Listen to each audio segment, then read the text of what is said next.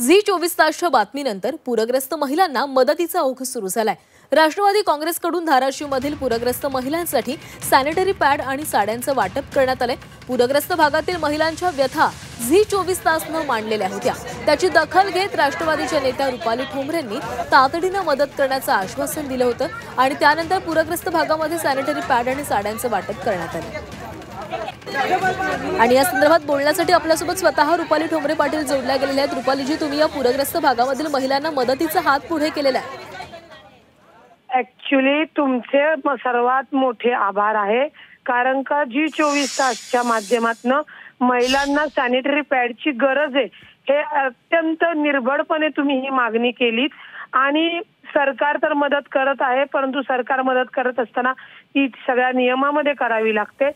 पर ते त्या महिलांना उशीर होऊ नये याच्यासाठी तुम्ही केलेल्या मागणीनुसार आम्ही 1000 सॅनिटरी नॅपकिन, 1000 साडी, 1000 परकर, कारण का तुम्हाला सांगते खूप भयान परिस्थिती आहे आणि ती भयान परिस्थिती असल्यामुळे गावागावात एकमेकांमध्ये प्रचंड भीतीचं वातावरण झालेलं आहे।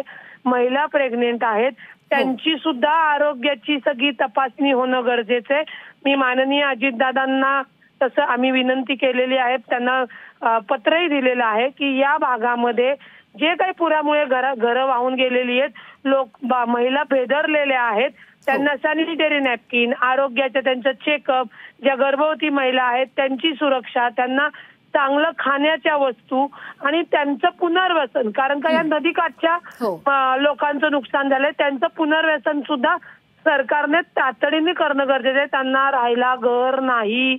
तुम्हाला सांगते खूप भयान परिस्थिती। मी काल तिथे त्या महिलांमध्ये जाऊन आलेली आहे, परंतु जेवढा खारीचा वाटा तिथं पोस्ट केलेला आहे।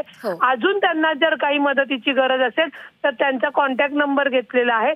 संस्था समाजसेवी ज्या संस्था आहेत सेवाभावी, त्यांचं सुद्धा मी कनेक्ट करून देतेय की जेणेकरून त्यांना जीवन जगायला सुखकर झालेलं आहे। काल आम्ही जाऊन त्या महिलांचं मनोबल पण वाढवलं आणि कुठेतरी त्यांना सांगितलेलं आहे की आपल्याला लढायचंय, आम्ही तुमच्या सोबत आहोत, काळजी करू नका। रुपाली, तुमचे खूप धन्यवाद। खरं तर तुम्ही सुद्धा ही मदत या महिलांपर्यंत पोहोचवली, त्यामुळे तुमचेही धन्यवाद।